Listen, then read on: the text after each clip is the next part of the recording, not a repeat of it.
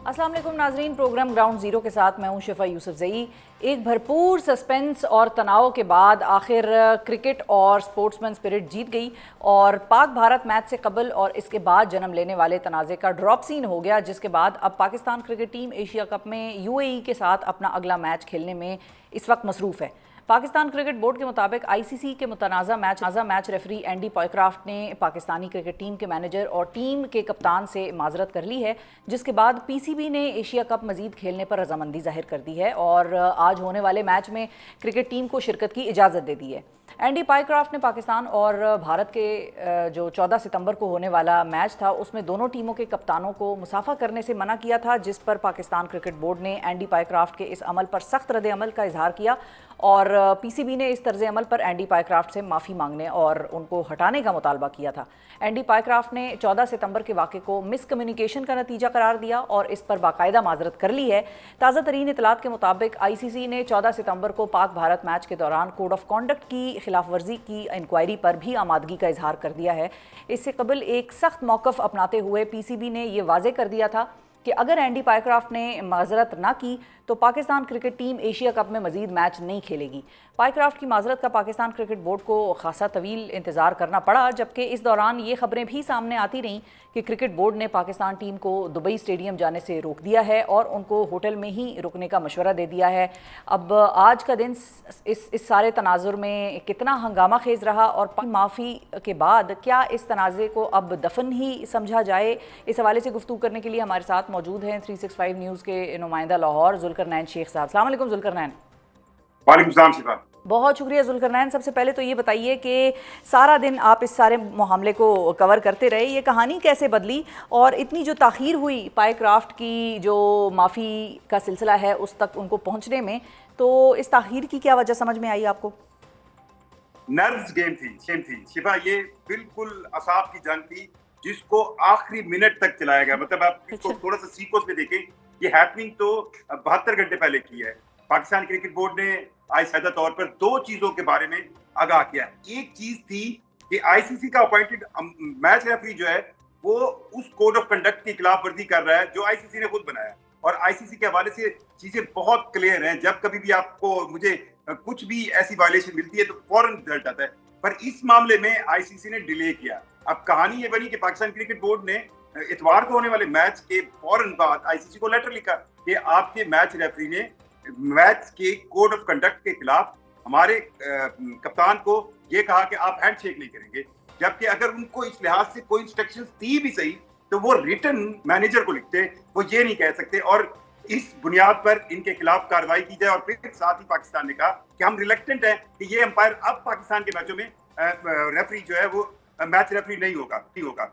अब इस मामले पर लगता था कि आईसीसी फौरी कार्रवाई करेगा। एक जो बड़ा दूसरा मामला था उस पे हमें शक था कि इस पर कुछ नहीं होगा, और वो मामला था सूर्य कुमार यादव की वो स्टेटमेंट जो उन्होंने मैच के बाद प्रेस कॉन्फ्रेंस में दी। अब ये भी आईसीसी के कोड ऑफ कंडक्ट का हिस्सा है कि कोई भी खिलाड़ी ना तो ग्राउंड के अंदर और ना ही मैच से पहले होने वाली प्री मैच और पोस्ट मैच प्रेस कॉन्फ्रेंस में किसी सियासी एजेंडे पर बात कर सकता है। सूर्य कुमार यादव ने मैच के बाद की। जी। अब इन दो मामलात में अच्छा, ये बताइए जुल्करनैन साहब कि अब जो 14 सितंबर के वाक़े की इंक्वायरी का मामला है कि आईसीसी ने कह दिया है कि इस वाक़े की इंक्वायरी होगी, तो इसके हवाले से कोई डेडलाइन दी गई है, कोई टाइम फ्रेम है या इसको भी ओपन एंडेड छोड़ा गया है?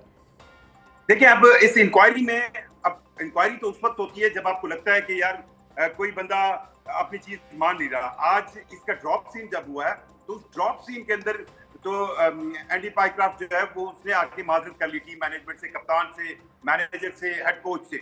अब इसका एक आप कह सकते हैं कि एक खानापुरी आएगी, क्योंकि इसके बाद जाहिर बात है क्योंकि एक चीज आईसीसी के पास एक मेंबर बोर्ड ने उनको नोटिस करवाई। उस नोटिस करवाने के बाद वो एक इंक्वायरी करेंगे और लग यही रहा है कि अब ये मामला कोई हल्के फुल्के जुर्माने के साथ जो है हल हो जाएगा। हाँ, ये है कि फ्यूचर में पाकिस्तान जो है वो एंडी पॉयक्राफ्ट की बतौर मैच रेफरी उसको बर्दाश्त नहीं करेगा। और आज रवीज राजा ने भी जिक्र किया कि 90 मैचेस हैं इंडिया के जो इसमें मैच रेफरी एंडी पॉयक्राफ्ट होता है। तो अब ये सबको पता चल गया, बात ओपन हो गई। तो इस मैच रेफरी को लेकर तो पाकिस्तान फ्यूचर में कोई फैसला नहीं करेगा। एक चीज मैं और बताऊं कि आज एक काम अच्छा किया गया पाकिस्तान क्रिकेट बोर्ड की तरफ से इस असाब की जंग में, जब एंडी पॉयक्राफ्ट को पहले ग्राउंड के अंदर भेज दिया गया ये शो कराने के लिए कि वही मैच रेफरी होंगे, पाकिस्तान ने अपनी टीम को रोक लिया।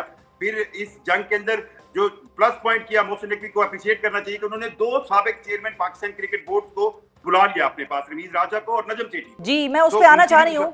जी जुल्करनैन, मैं उस पे आना चाह रही हूँ कि दोनों से मुशावरत की गई आज। अच्छा, उसके हवाले से एक जो खबरें या इतलात सामने आ रही हैं, हम तक पहुँच रही हैं, वो ये हैं कि इस सारे मामले पर नजम सेठी साहब का मौक़िफ़ मुख्तलिफ था और रमीज़ राजा साहब का मौक़िफ़ जो है वो यकसर उससे मुख्तलिफ था जो नजम सेठी साहब मशवरा दे रहे थे। क्या ये बात दुरुस्त है और दोनों की क्या डिफरेंसेस थे ओपिनियंस में? देखें, एक डिफरेंस जरूर था। एक डिफरेंस ये था कि अगर हमने प्रोटेस्ट किया, हमें स्टैंड लेना है और हम रुकेंगे। थोड़ा सा साइड पे जाते थे कि हमें क्रिकेट जरूर खेलनी है, हमें क्रिकेट नहीं छोड़नी।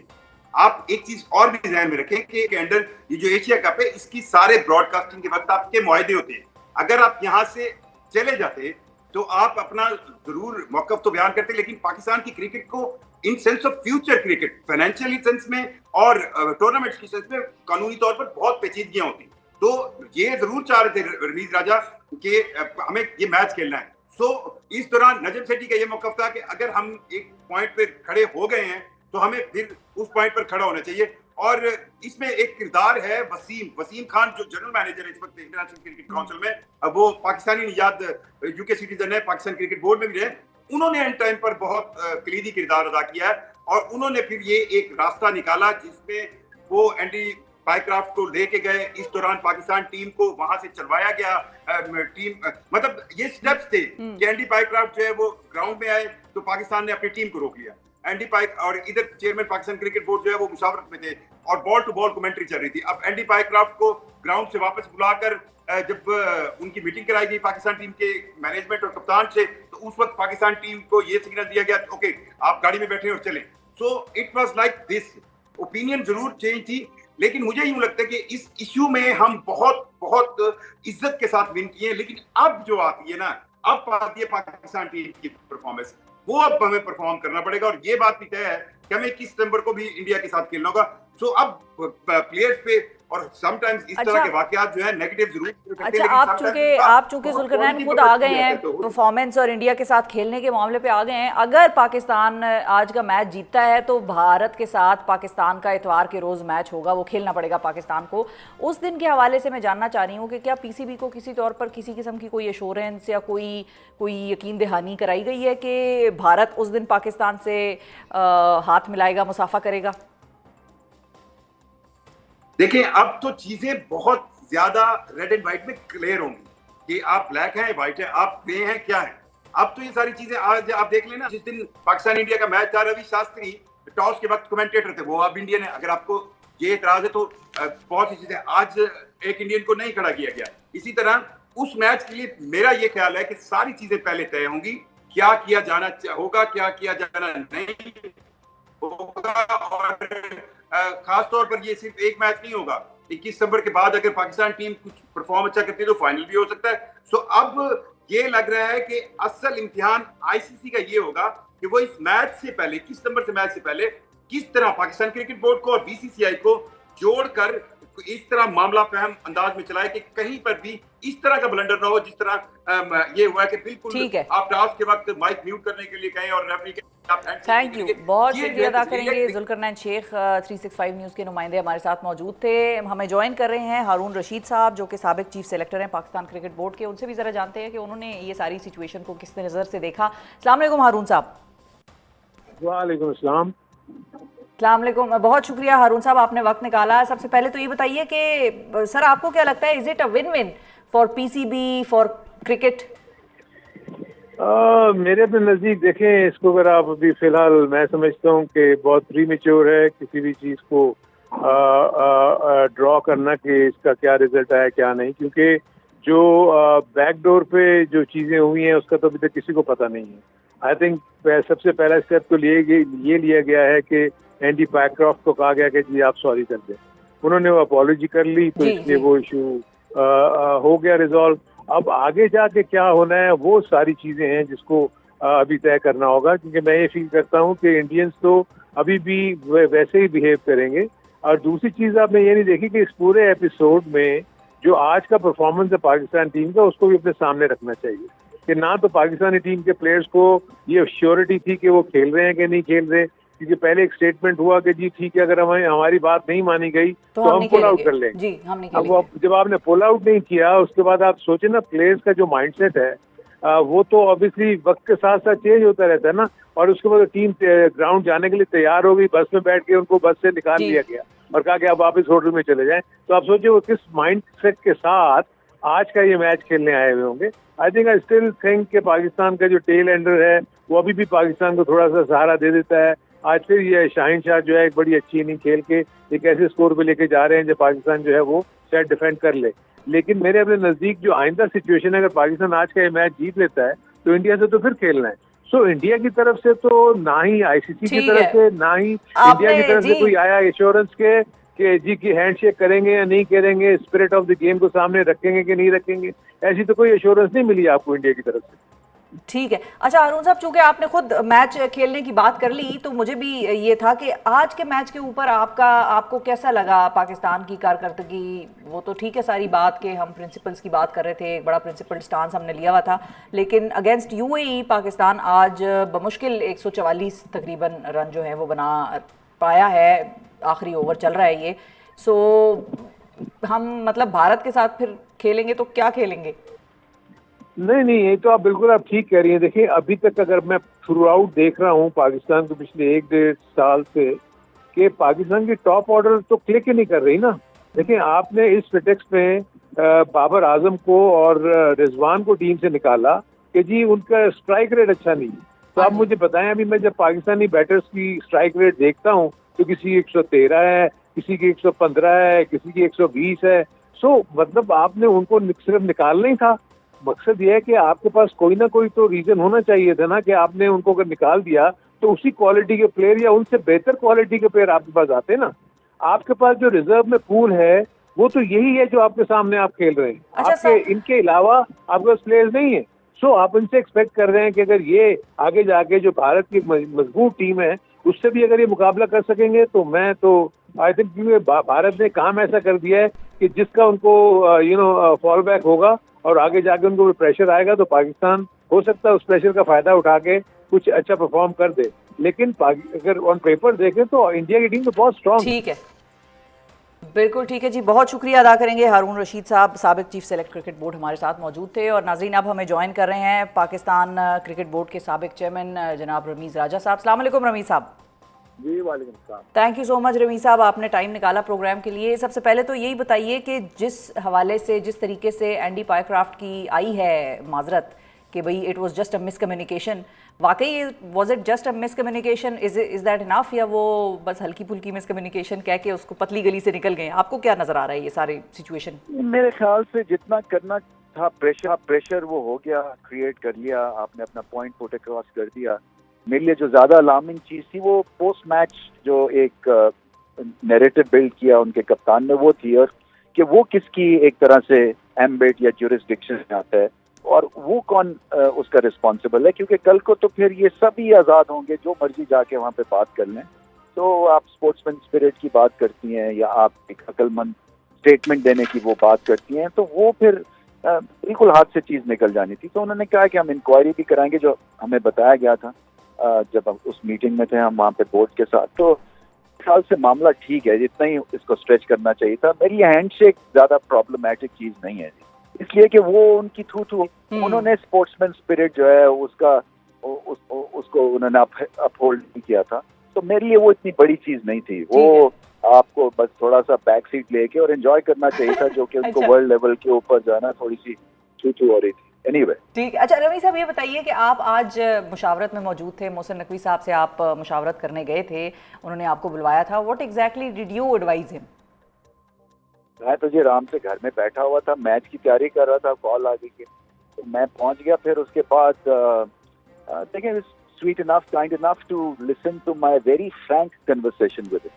अच्छा। और क्योंकि मैंने उनको यही बताया कि देखें मैं पब्लिक प्लेसेस पे जाता हूँ, मैं कमेंट्री करता हूँ, इस वक्त लोग जो हैं वो क्रिकेट को बहुत कम देखना चाह रहे हैं, इसलिए कि हमारी टीम की परफॉर्मेंस नहीं है। सो सारा हमारा जोर क्योंकि मैं भी हम सब स्टेक होल्डर्स हैं, आप भी हैं ना, देखें हम बात करें इस प्लेटफॉर्म पे जो आपके, वो क्रिकेट के ऊपर कर रहे हैं, और क्रिकेट हमारी जिंदगियों का हिस्सा है for about 10-15 years every day, every house hold almost in Pakistan talks about the game. तो आपको इसकी जो है ना, तो एक तो इसकी परफॉर्मेंस आपको बहुत बेहतर करने की जरूरत है, जो कि उन्होंने काइंड इनफ ही लिसन पेशेंटली, और बिल्कुल उनको भी इसकी रियलाइजेशन है, सबको ही है। देखें हम सब जो है ना इस किश्ती में बराबर जा रहे हैं। और दूसरा ये था कि अब जो है वो I think cricket should take president. ये एक बहुत बड़ा प्लेटफॉर्म है, आपकी जीत हुई है। मैं तो ये समझता हूँ कि एडमिनिस्ट्रेटिव पॉइंट ऑफ व्यू से ये एक बहुत बड़ी जीत है। ठीक है, उन्होंने इसको हटाया नहीं है, बट ये भी तो पता चल गया है कि 90 मैचेस ये इंडिया के गवर्न करते हैं एज मैच रेफरी। तो क्यों करते हैं इतने क्या इतनी खास बात है कि एवरी टाइम ये जब भी इंडिया का मैच होता है तो ये वहां पे होते हैं? तो मेरी ये समझ से बाहर है ये चीज। ठीक है। अच्छा रमी साहब, ये बताइए कि जो मतलब मैच की परफॉर्मेंस की बात मैं आपसे करूंगी यकीनी तौर पर, लेकिन इंडिया की चूंकि बात हो रही है, क्या हमें पीसीबी को कोई प्रायर एश्योरेंस चाहिए before we play against India on Sunday? अगर हम ये मैच आज जीत जाते हैं यूएई के खिलाफ, तो क्या हमें किसी तौर पर कोई प्रॉपर कॉन्डक्ट की, स्पोर्ट्समैन स्पिरिट की किसी तौर पर कोई एश्योरेंस चाहिए कि भारत जो है वो पाकिस्तान से उस दिन मुसाफा करेगा या नहीं करेगा, या क्या सिचुएशन होगी तब? देखें जी, आपकी बात है, इस हमारी कंसंट्रेशन होनी चाहिए भारत को हराने की। मुझे बाकी चीजों से कोई गरज नहीं है, वो हाथ मिलाते नहीं मिलाते हैं, मेरे लिए मामूली चीज थी। फ्रैंकली मैं आपसे बता रहा हूँ, वो तो एक जब मुझे तो ज्यादा, जैसे मैंने कहा ना, वो पोस्ट मैच में मुझे ज्यादा तकलीफ हुई। तो आप मैच खेलें, मैच जीतें, खत्म हो गई कहानी। Bat ball, let the bat and ball do the talking, खत्म। ठीक है। अब प्रॉब्लम ये है कि हमारा बैट भी is not doing the talking. वो 147 का हदफ दिया है यूएई को, India is the next one. अगर हम आज जीत जाते हैं, ये परफॉर्मेंस कहाँ जा रही है रमी साहब आपके मुताबिक? ये बहुत खराब परफॉर्मेंस है जी, मैं आपको फ्रैंकली बताऊं। और अगर आप मुझसे भी पूछे ना कि इस वक्त क्या होना चाहिए, मुझे कुछ आइडिया नहीं है सीरियसली। मुझे इतनी ज्यादा ये एक तरह से खिचड़ी पक चुकी हुई है, क्योंकि आप देखें ना, आपने वो एक स्ट्राइक रेट के चक्कर में वो वर्क इन प्रोग्रेस जो है जी, कि हम अब जो है ये ट्राई कर रहे हैं और अब ये ट्राई कर रहे हैं, और स्ट्रैटेजी भी ऑलराउंडर्स बेस्ड है, तो फिर आप मैच भी नहीं जीतते हैं, और फिर वर्ल्ड लेवल के टूर्नामेंट के ऊपर या एशियन लेवल के ऊपर आप एक्सपोज भी हो रहे हैं। ये क्रिकेट के लिए चीज ठीक नहीं है। सो इसमें जो मुझे ऐसा लगता है कि आपको दोबारा से सोचना पड़ेगा कि आपको करना क्या है, आपको आगे कैसे बढ़ना है। और अगर आपने इसी तरह से चलना है तो फिर आप अनाउंस कर दें कि हम अभी वर्क इन प्रोग्रेस है, please bear this with us, हमें थोड़ी सी आप मोहलत दें, and we will produce a fantastic team for you. तो मैं I can understand that, I can take that also as a fan. But अगर आप ये उनको कॉन्फिडेंस में नहीं लेंगे और इसी तरह से हमें मार पड़ती रहेगी, तो फिर प्रॉब्लम है। तो रमी साहब, हाउ लॉन्ग, मतलब हम कब तक ये कहेंगे कि भाई हम इसको फिक्स करने की कोशिश करते हैं? और मुझे फ्रैंकली ये भी समझ नहीं आ रहा कि मैं आपसे कौन से प्लेयर का प्रायोरिटी के ऊपर सवाल करूं। ज़ाहिर है आपका टाइम भी लिमिटेड है और यहाँ पर प्रोग्राम का टाइम भी लिमिटेड होता है। मिसाल के तौर पे साइम अयूब आज दूसरी दफ़ा मुसलसल पहले ओवर में 0 पे आउट हो गए। वो अलग बात है कि उन्होंने 3 विकेटें ज़रूर ली, लेकिन क्या वो बैट्समैन से बॉलर बन गए? हमने उनको बॉलर बना दिया है, तो उस तरफ उनकी एक्सपेक्टेशन हम रखें और यहाँ पर उनको 0 पे आउट होना मतलब क्या बर्दाश्त करें? हौसला रखें बस इसके हवाले से। देखें, सईद अनवर ग्रेट प्लेयर थे ना, पहले टेस्ट मैच में ईच इनिंग्स में उन्होंने अंडा किया था 0। अच्छा। तो मैं सिर्फ उम्मीद यही कर रहा हूँ कि जितने भी इन्होंने जीरोस किए हैं, ये ग्रेटनेस की तरफ बढ़ेंगे इसके बाद। ग्राहम गूच ने भी ईच इनिंग 0 से अपना करियर शुरू किया था, but that's on the lighter side. इनको एक्चुअली मैं समझता हूँ कि सारे प्लेयर्स में से सबसे ज्यादा टैलेंट इनके पास है और इनको बैक बिल्कुल करना चाहिए। इनको शायद कई दफा आपको पॉज लेना भी जरूरी हो जाता है एज अ किड, जहाँ पे आप गेम टाइम से आपको ऑफ मिले और आप जाके नेक्स्ट करें और थोड़ा रिलैक्स करें, बिकॉज सी वो पेशी हो जाती है ना एवरी डे। और जब आपकी फॉर्म नहीं और T20 में तो आप पे ज्यादा प्रेशर होता है to get cracking straight away, तो उसमें फिर आप जब स्कोर नहीं करते हैं तो और प्रेशर हो जाता है। तो ये बुरी बात नहीं होगी साइम के लिए कि थोड़ा सा इनको टाइम ऑफ दे दिया जाए। अच्छा ठीक है, टाइम ऑफ दे दिया जाए। अच्छा रमी साहब, ये भी बताइए कि हमने भारत के खिलाफ 63 डॉट बॉल्स खेली और T20 में तो ये कहा जाता है कि dot balls is a crime, playing dot balls is a crime. तो ये हमें आज भी ऐसा ही हुआ पाकिस्तान के मतलब जब हम ये खेल रहे थे मैच, तो ये आपको कुछ समझ में आई बात? हाँ, मुझे समझ है। वो कह रहे हैं ना कि आपने एक एक्सपीरियंस डुओ को, बाबर और रिजवान को इसलिए किया कि वो डॉट बॉल बहुत खेलते थे and replaced by young inexperience lot जो कि डॉट बॉल उतने ही खेलते हैं। सो ये मुझे अभी तक इस चीज की समझ नहीं आई, वेदर वी हैव प्रोग्रेस्ड और वेदर वी हैव रिग्रेस्ड और whether we are happy just इस चीज को देखने के लिए। इसकी एक प्रॉब्लम है, रिदम नहीं जब होता ना बैटिंग में, तब आपके डॉट बॉल्स होते हैं, जब आपको सिंगल नहीं निकालनी आती, जब आप रोटेशन ऑफ स्ट्राइक है। और ये भी एक आर्ट है, ये मुश्किल आर्ट है, बट ये आर्ट है और इसके ऊपर भी काम करना है। स्ट्राइक रेट के ऊपर इतनी तवज्जो दे दी गई है, इतनी ज्यादा उसके ऊपर बहस मुबाहिसे हुए हैं, इसी बेस पे आपने बाबर और रिजवान को बाहर कर दिया कि आप देखें ना रिजल्ट, या तो आपको विक्ट्रीज मिले, मैं बिल्कुल मानता हूँ ये एक मॉडर्न स्ट्रेटेजी बिल्कुल चलनी चाहिए, बट इसके साथ रिजल्ट होना चाहिए ना। जैसे कहते हैं ना, विनर्स आर ग्रिनर्स। अदरवाइज आपके जो एक हारी हुई टीम के साथ जो है ना, फैंस भी एक हद तक ही खड़े होते हैं फिर। ठीक है। अच्छा, और बॉलिंग के हवाले से अगर हम बात करें, आज हमने बॉलिंग में हारिस रऊफ को सेकंड पेसर के तौर पे तो खिलाया, लेकिन जब हम भारत से खेल रहे थे तो उसमें हमारा स्पिन अटैक की तरफ जो है वो ध्यान जो है ज़्यादा था। शाहीन आफरीदी अकेले थे एज आर मेन बॉलर। तो हमें क्या ये समझ में नहीं आ रही कि हम किस पिच पे किसको खिलाएं और किस पिच पे किस स्ट्रैटेजी से खेलें? हाँ, ये आई थिंक ये एक तरह से रिएक्शनरी मोड में हम अनफॉर्चुनेटली चले गए हैं। हमें स्ट्रेंथ अपनी देखनी है कि क्या हमें कौन है मैच विनर्स। देखिए, हर टीम में 2-3 मैच विनर्स होते हैं, उसके इर्द गिर्द टीम बनती है। सो आप अपने मैच विनर्स बेंच करना या उनको टीम में ना रखना, ये बहुत बड़ा एक रिस्क होता है। तो आप सारी कश्तियां जला के चले गए हैं, बट उसके बाद रिजल्ट जरूर आने चाहिए थे। मेरे ख्याल से ये जो लूजिंग सैंपल साइज है ना, ये बढ़ गया है और इसके ऊपर कुछ ना कुछ ड्रास्टिक आपको डिसीजन मेकिंग की जरूरत है। सो अगर आपने देखा है कि हारिस आपके मैच विनर हैं या हारिस आपके विकेट टेकिंग ऑप्शन है, जिससे कि स्लो डाउन प्रोसेस और प्रोग्रेस होता है इनिंग्स का, तो इनको खिलाएं फिर। सही है। अच्छा रमीज राजा साहब, चूंकि आपने भी वो पोजीशन होल्ड की है जिस पोजीशन पर मोहसिन नकवी साहब आज हैं, आपको क्या चैलेंज लगता है जब आप उनके शूज में खुद को रख के देखते हैं कि भाई this is something that he can not fix या this is something that he should do to fix this? मुझे ऐसा लगता है कि देखें ना, क्योंकि तो जिम्मेदारी आती है, जो ओहदा चेयरमैन के पास है, चाहे वो आप थे या वो थे, तो वो लोग उनको मतलब they are held accountable by people, चाहे उनका। नहीं, बिल्कुल सही बात है। एंड सो देखिए, मेरे पे भी बहुत प्रेशर था। मेरे पे तो जब वर्ल्ड कप हो रहा था, पता नहीं आप उस वक्त ब्रॉडकास्टिंग या जी बिल्कुल यानी तो क्या था, हम जिम्बाब्वे से जब हारे तो पूरे चैनल्स ने ये लगा दिया कि ये रिजाइन करें जी, ये उसके बाद हम फाइनल खेल गए। तो कहने की बात ये है कि कई दफा आपको थोड़ा सा चांस भी देना चाहिए एडमिनिस्ट्रेशन पॉइंट ऑफ व्यू से। बट एनीवे, आई थिंक इनके 2-3 जो मैंने इनसे बात भी की है, तो ये जो रिफ्लेक्शन है ना इस टीम की परफॉर्मेंस का, ये रिफ्लेक्शन है आपके लोअर एंड पे क्या चीजें हो रही हैं या नहीं हो रही। तो टियर 2, टियर 3, टियर 4, चाहे वो आपकी डेवलपमेंटल स्क्वाड्स हैं, चाहे आपके अंडर 19s हैं, अंडर 17s हैं। मैं फिर से कहता हूँ, जो पाकिस्तान जूनियर लीग शुरू करवाई थी मैंने, वो इतना बड़ा प्रोजेक्ट बन सकता था हमारी आगे अपने टीम को या यूथ को एडवांस करने के लिए, टैलेंट को। और मैं ये भी समझता हूँ कि अगर 3 फॉर्मेट है, 50 ओवर्स टेस्ट क्रिकेट और T20, तो पाकिस्तान की जो एक नेचुरल इंस्टिंक्टिव एक टेक है ना, वो T20 की टेक है हमारे डीएनए में की। उसमें आप वर्ल्ड चैंपियन बनने की फिर कोशिश करें, सारा जोर आप लगाएं, क्योंकि इसके वर्ल्ड कप्स होते हैं।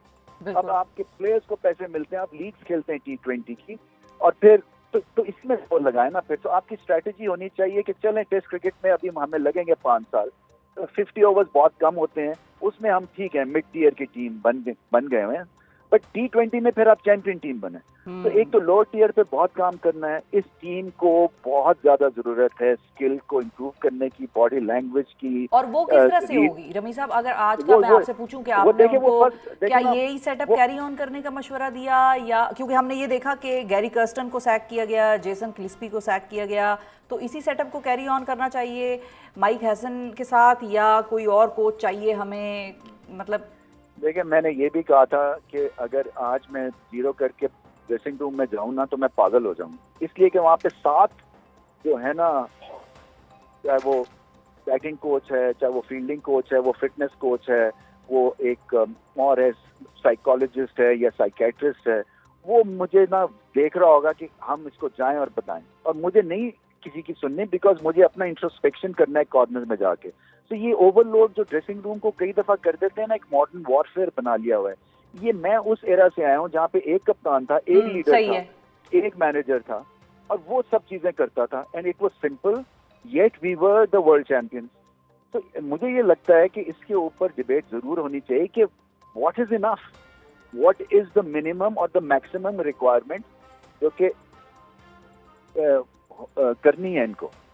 तो मुझे ये भी, इसको भी सिंप्लीफाई करें और इसमें कोशिश यही करें कि आप इनकी स्किल लेवल को बढ़ाएं। बहुत जरूरत है read of the game, skill level, low tier पे काम और ऊपर के ऊपर, तो ये दोनों करना पड़ेगा। और अब क्या करें, आप लोगों को फायर नहीं कर सकते हैं ना, ये टीम को खड़े होना है। देखें, टीम की रिस्पॉन्सिबिलिटी है टू मेक इट हैपन, और जो भी उनको मिला है उस हिसाब से करें वो। बिल्कुल, क्योंकि मुझे रमीज साहब बहुत फ्रैंकली मुझे बड़ी तकलीफ हुई जब मैंने सौरव गांगुली की ट्वीट देखी हमारे लड़कों के बारे में, और मैं मतलब मुझसे बर्दाश्त नहीं हुआ, मुझे समझ नहीं आया मैं उनको क्या कहूँ। पंचिंग बैग अब बन गए हैं ना, ये जागरसाई हो रही है, इसमें कोई शक नहीं है। तो इससे क्या होता है, इसमें दो चीजें होती हैं, या तो बिल्कुल ही बैठ जाते हैं एज ए क्रिकेट नेशन, या आप खड़े हो जाते हैं कि इनकी ऐसी की तैसी। तो इनकी ऐसी की तैसी करनी है ना, आपने जवाब फील्ड में देना है। तो मैं तो हमेशा यही समझता हूँ, और मैंने बात भी किया ओपनली बाबर आजम वगैरह से जब भी मैं मिलता था, कि एक आपका मैच है सारी जिंदगी का आपका, और वो है इंडिया के अगेंस्ट। वो आपका सारा सिस्टम, वो सारा आपका कैलिबर उस मैच में झलकता है सारी दुनिया को, और अब भारत को भी पता होता है कि आप कितने पानी में। तो आप जीतेंगे तो आपको पता चल जवाब मिल जाएगा। बिल्कुल, हाँ, मिल जाएगा। तो आपकी सारी कोशिश, एक टेस्ट आपका वो है, बिल्कुल टेस्ट में बुरी तरह फेल हो रहे हैं ना अनफॉर्चुनेटली। तो अब क्या करें, बस वो टेस्ट पास करना है, बाकी जवाब उनको खुद मिल जाएगा जिनको जवाब देना है। Thank you so much. Rameez Raja साहब नाजरीन हमारे साथ मौजूद थे, और उनका भी मानना यही था कि हमने अगर किसी को अपनी गेम दिखानी है, हमने अगर दोबारा क्रिकेटिंग नेशन बनना है, तो उसके लिए जवाब जो है वो फील्ड में दिया जाता है। हाथ मिलाना ना मिलाना एक बड़ा सेकेंडरी किस्म का इशू है, और वो एक उस पर कोई बहुत ज़्यादा हमें रिएक्ट करने की या जज्बाती होने की किसी तौर पर कोई ज़्यादा ज़रूरत नहीं है। प्रोग्राम के इस हिस्से में हम इस्लामाबाद हाई कोर्ट के जस्टिस तारिक महमूद जहांगीरी को अदालती काम से रोके जाने के मामले पर मौजूद बहरानी कैफियत पर बात करेंगे, जो कि अब मुसलसल 2 रोज़ से मौजूद है। Chief justice Islamabad high court justice Sarfaraz Dogar की सदारत में काम करने वाले डिवीजन बेंच ने गुज़िश्ता रोज़ एक अदालती हुक्मनामे के जरिए जस्टिस तारिक महमूद जहांगीरी को सुप्रीम जुडिशल काउंसिल की हतमी फैसला आने तक उनको मजीद जुडिशल वर्क से रोक दिया था। इस अदालती हुक्मनामे पर वकला तंजीमों और कानूनदानों का शदीद एतराज़ सामने आ रहा है, जिनका ये मौक़िफ़ है कि किसी भी जज को जुडिशल वर्क से रोकने का इख्तियार सिर्फ सुप्रीम जुडिशल काउंसिल के पास है, और कोई भी जज किसी दूसरे जज को अदालती काम से नहीं रोक सकता।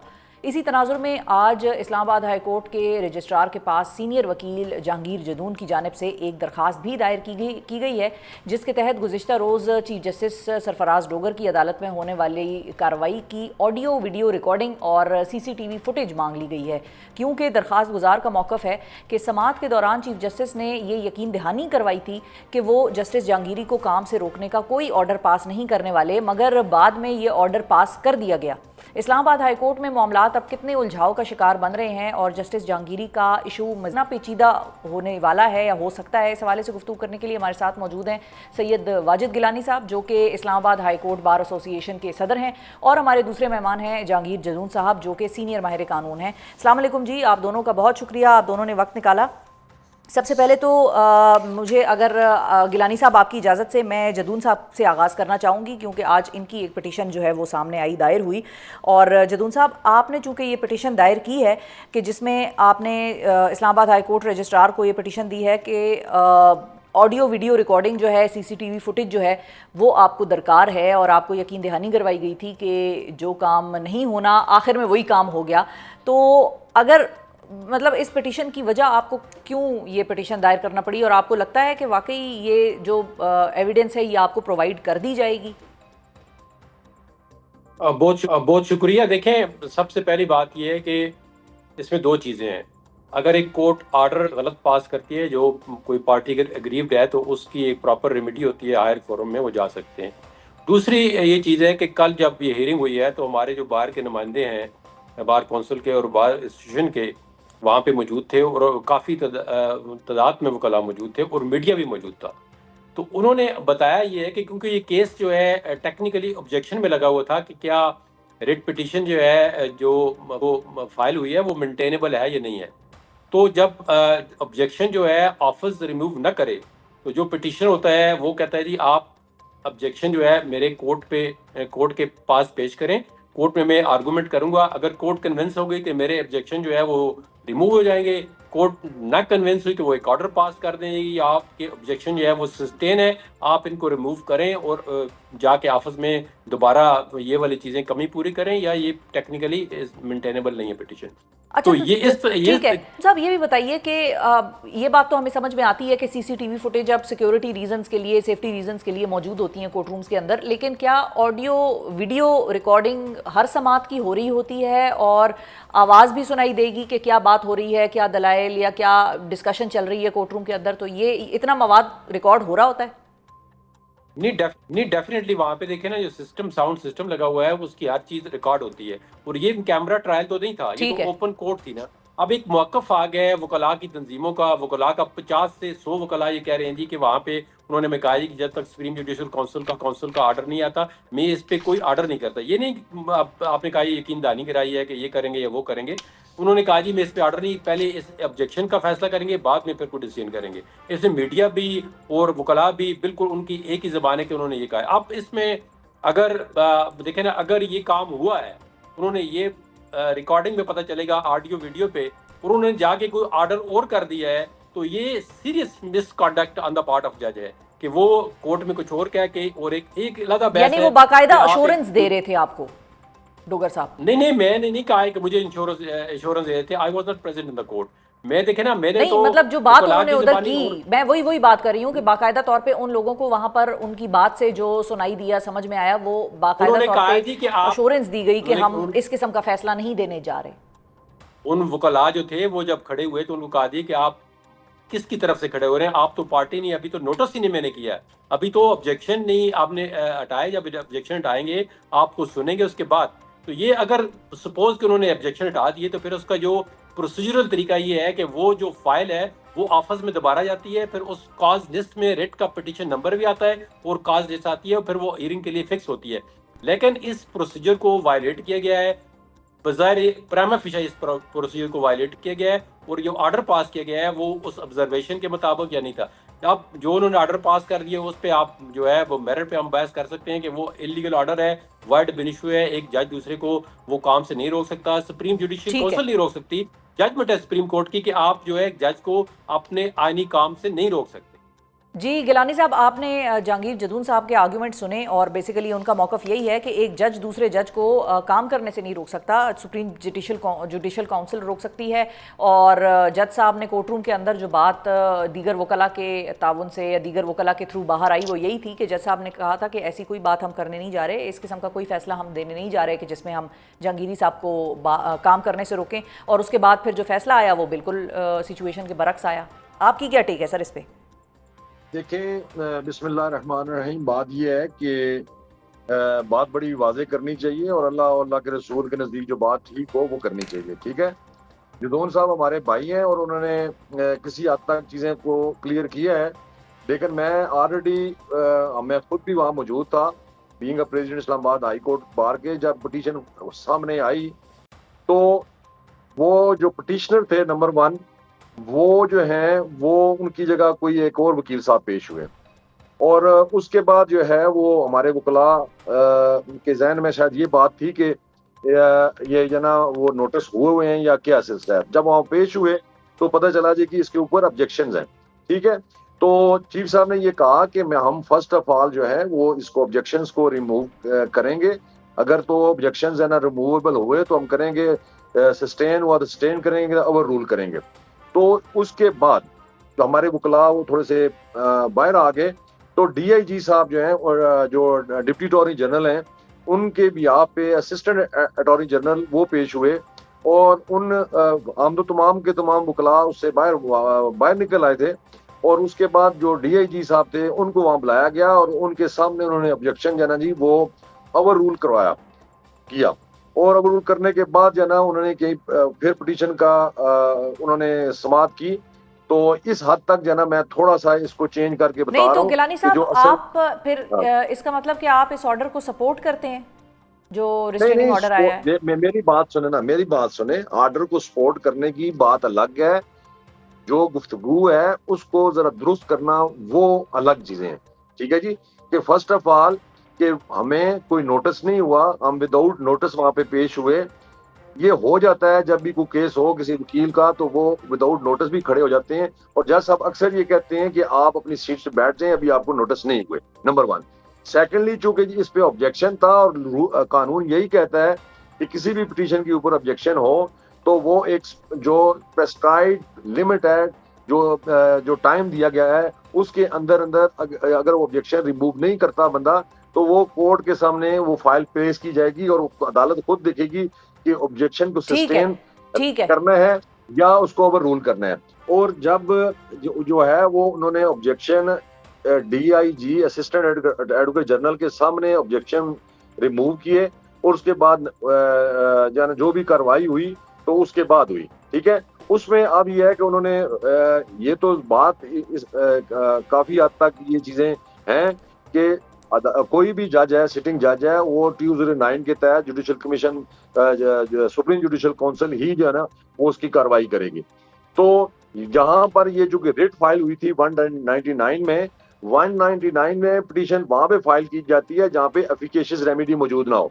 ठीक है, एफिकेशियस रेमेडी जो है वो ऑलरेडी मौजूद थी 209 के तहत सुप्रीम जुडिशल काउंसिल के अंदर, मैटर्स जो है वो वहां पे मौजूद था।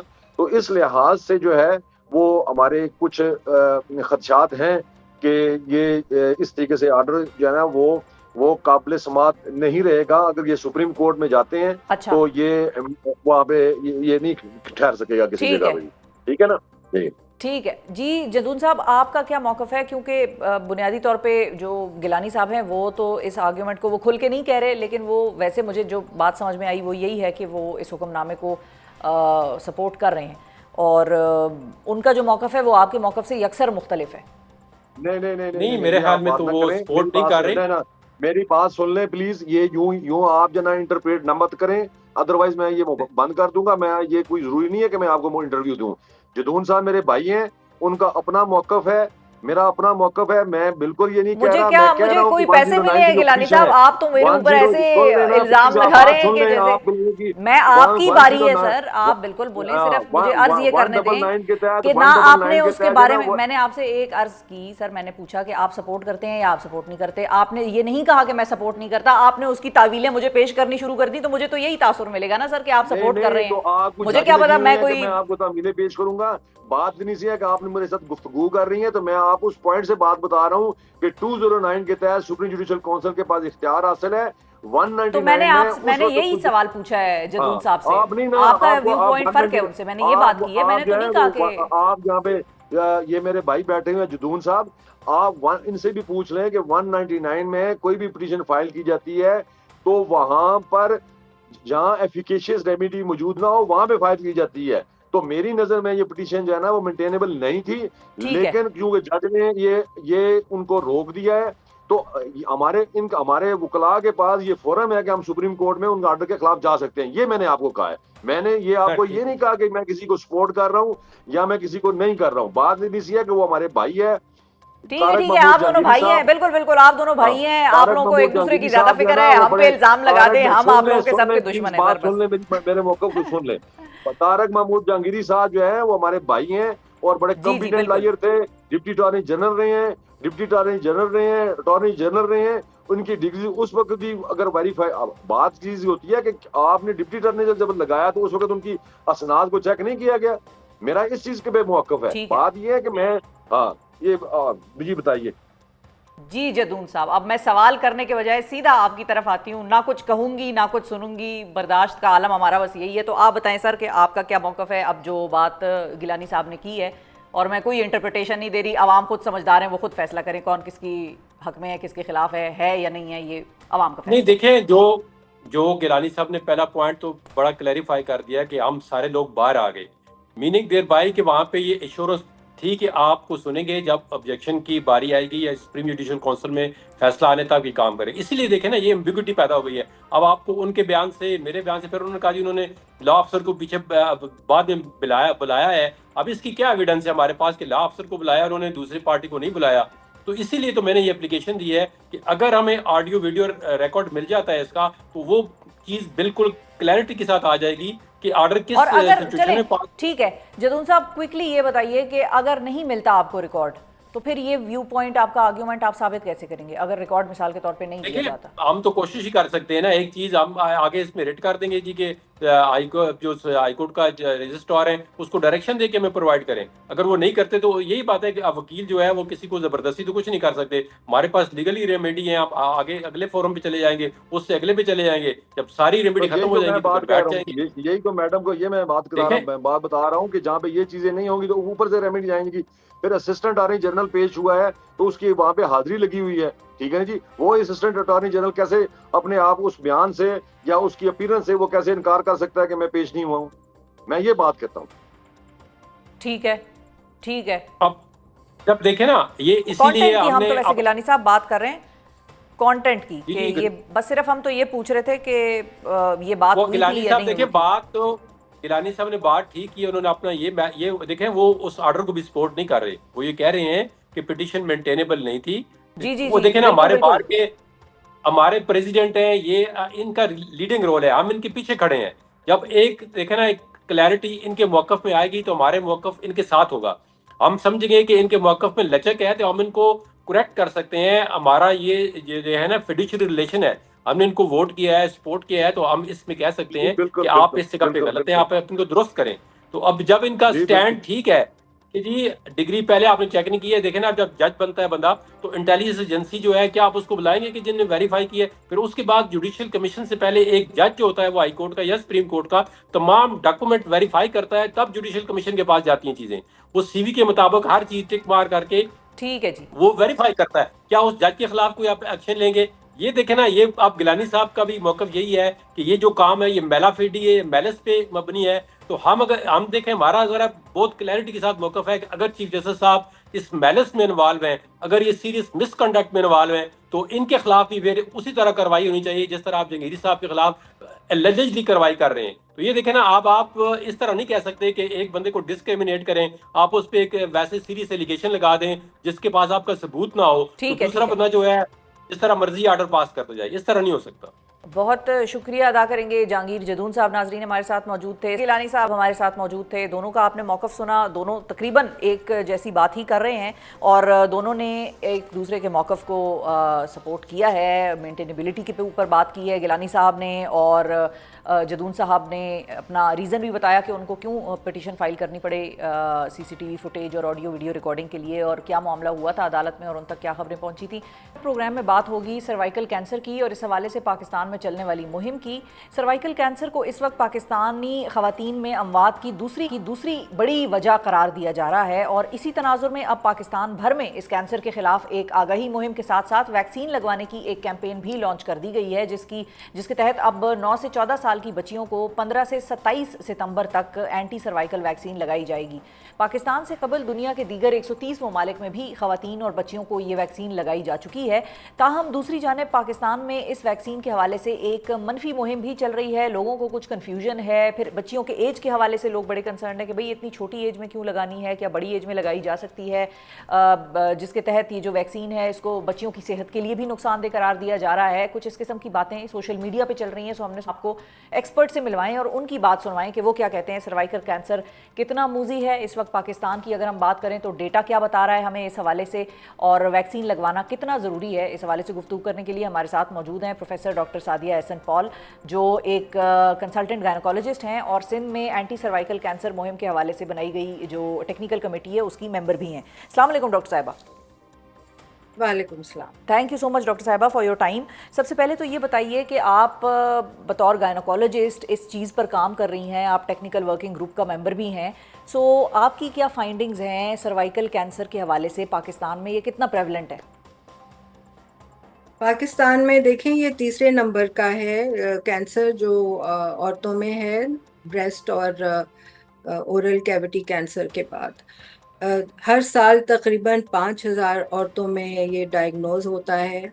ये वो औरतें जो अस्पताल पहुंच सकती हैं। मेजॉरिटी औरतें जिनको सर्वाइकल कैंसर होता है वो मेरे ख्याल में तो रूरल एरियाज में, देहातों में उनकी कोई रसाई नहीं है हेल्थ केयर सिस्टम में। सो इन 5,000 के करीब में से आप समझें 3,500 के करीब हर साल मर जाती हैं इस कैंसर से। जो सबसे इम्पोर्टेंट चीज़ है कि एक तो लोगों को इसके बारे में पता नहीं, क्योंकि इसके बारे में बात नहीं की जाती। हमारे यहाँ जो हिजाब है और जो औरतें प्राइवेसी चाहती हैं, इसके बारे में गुफ्तगू नहीं होती। तो और इससे बचाव का क्या तरीका है? ये कोई नया कैंसर नहीं है।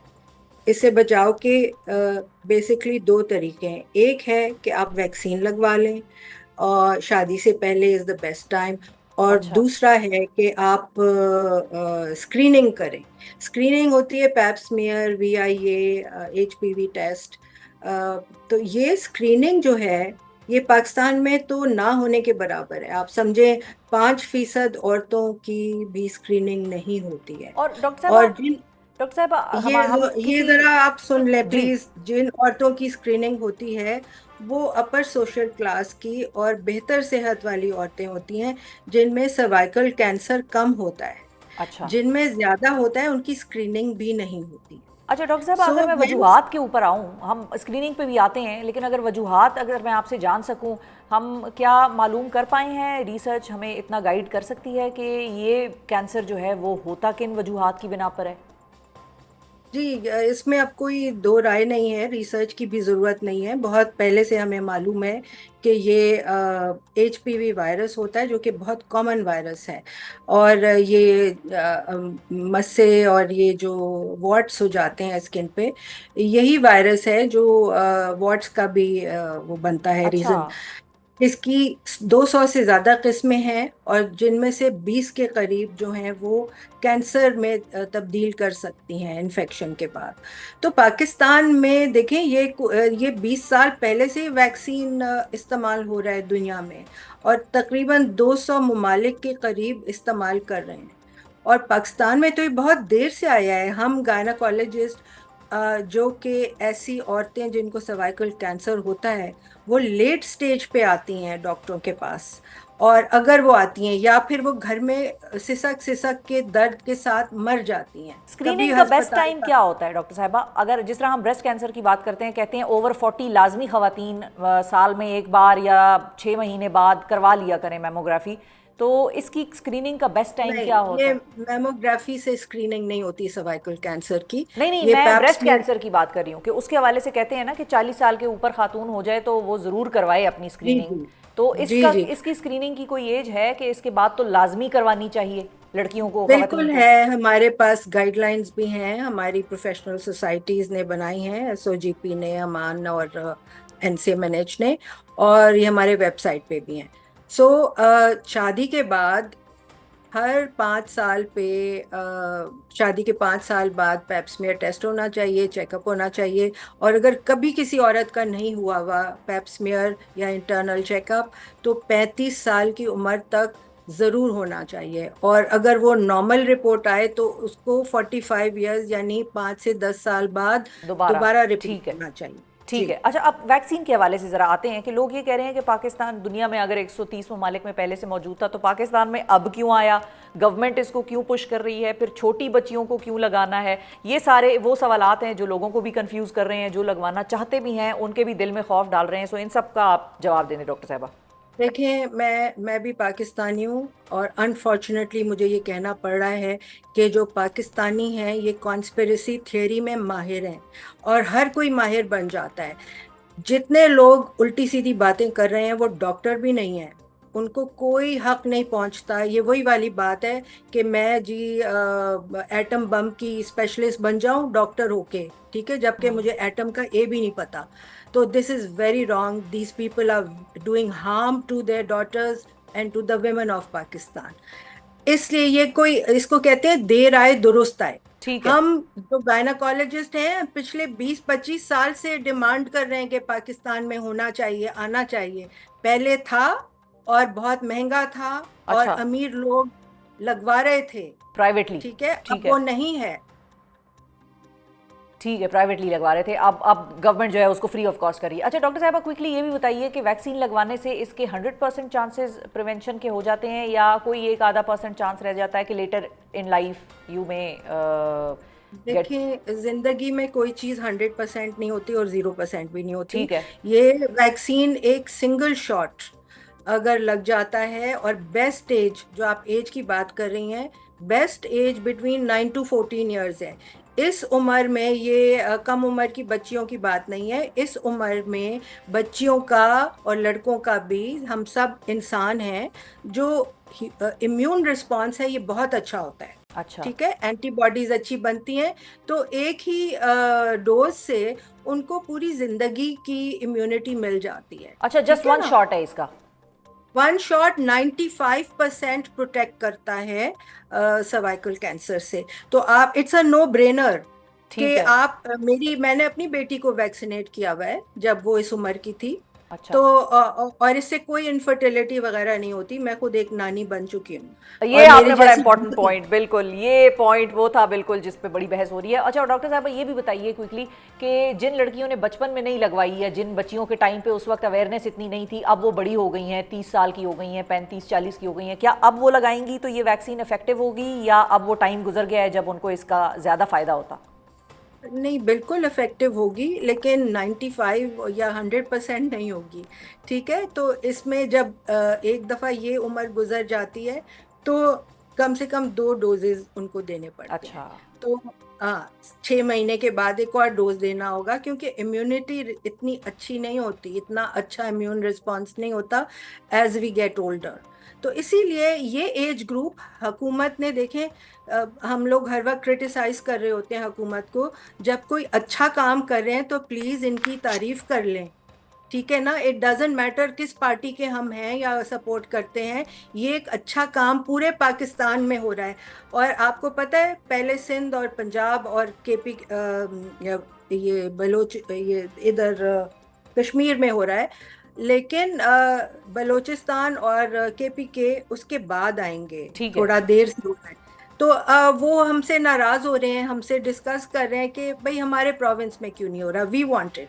जिसको नहीं मिल रहा उसको इसकी कदर है, और जिनको मिल रहा है और ईपीआई में मिल रहा है उनको तो अपने पॉकेट से भी नहीं देना पड़ रहा। वो इस तरह के नखरे करें, ठीक है, ना लगवाएं। हम दूसरे जो लाइन लगी हुई है लोगों की उनको लगा देंगे। ठीक है। और ये भी क्विकली कि इससे कोई साइड इफेक्ट्स भी हैं उस वक्त, कोई जिसको कहते हैं हम कोई बुखार हो जाना या बॉडी एक्स, इस किस्म की कोई चीज़ होती है लगवाने के बाद या नहीं? देखिए, ये जो माइनर साइड इफेक्ट्स है ना, इनको हम साइड इफेक्ट्स भी नहीं काउंट करते। हल्का सा पेन होना या बुखार हो जाना एक आध दिन के लिए, ये पैनाडोल से ठीक हो जाता है। सो इस वैक्सीन के देखें 600 मिलियन से ज़्यादा डोजेस लग चुके हैं दुनिया में, और कोई मेजर साइड इफेक्ट रिपोर्टेड नहीं है पूरी दुनिया में, जिसमें मुसलमान ममालिक भी हैं, मेजॉरिटी मुस्लिम कंट्रीज लगवा रही हैं। तो ये भी कोई कॉन्स्पिरेसी नहीं है यहाँ पर। ठीक है ना? और पाकिस्तान में मैंने खुद बजाते खुद अपनी प्रैक्टिस में 200 से ज़्यादा लड़कियों को लगाए हैं, और जिनमें मेरी अपनी बेटी, भांजियाँ, डॉक्टर्स जो मेरे साथ काम करती हैं, माशाल्लाह से सब ठीक रहे और अभी भी ठीक हैं। Thank you so much. Doctor Sadia Ehsan Pal हमारे साथ मौजूद थी और गायनोकोलॉजिस्ट थी, जो सर्वाइकल कैंसर की वैक्सीन के हवाले से बात हो रही है। एक कंट्रोवर्सी जनरेट हुई है कि आया बेटियों को लगवाएं ना लगवाएं, किस एज में लगवानी चाहिए, इतनी छोटी बच्चियों को क्यों लगवा रही हैं। सो हमने सोचा कि डॉक्टर साहिबा के साथ एक थॉरो सेगमेंट करें जिसमें कि आपको हर चीज़ बताएं कि क्यों छोटी बच्चियों को लगाई जा रही है, पाकिस्तान में इस वक्त क्यों ज़रूरी है, क्यों गवर्नमेंट ने इसको प्रायोरिटी पर फ्री वैक्सीन लगाने का फैसला किया है, बाकायदा मुहिम चल रही है, और अब क्यों चल रही है ये भी आपको डॉक्टर साहिबा ने बताया। डॉक्टर साहिबा खुद उस टेक्निकल कमेटी की मेंबर हैं जो कि इस सारे मामले पर बड़े अरसे से काम कर रही है। सो इसी के साथ आज के प्रोग्राम से मुझे दीजिए इजाज़त। अपना बहुत ख्याल रखिए, हमें और पाकिस्तान को दुआओं में याद रखिए। अल्लाह हाफिज़।